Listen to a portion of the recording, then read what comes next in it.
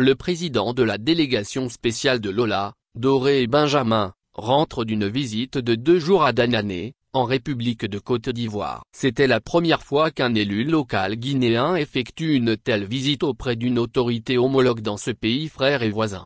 Lors de son accueil au poste d'observation ouest de la ville par les autorités municipales, dirigé par Madame Diallo Aïbobo, chef de cabinet, le président de la délégation spéciale Doré Benjamin a été honoré par un détachement de la police municipale en raison de son rang.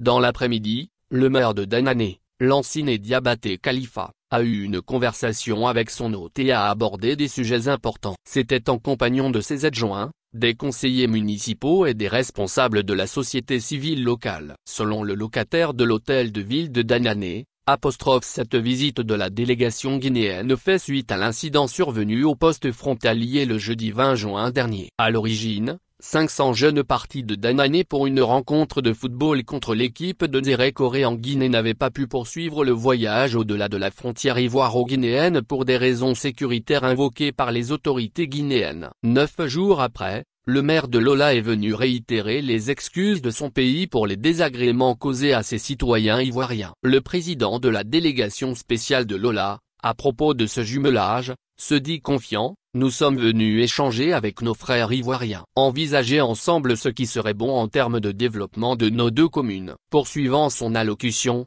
M.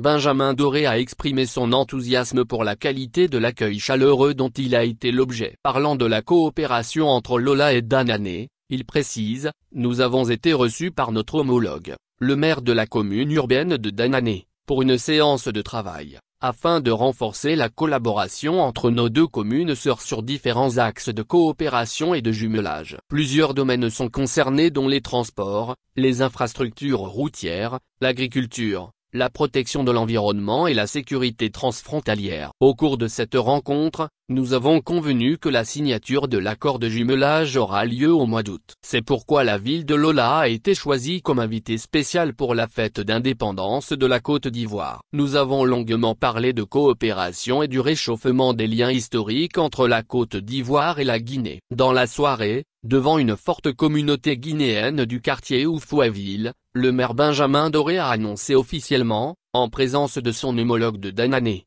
l'existence désormais de l'axe Danané-Lola.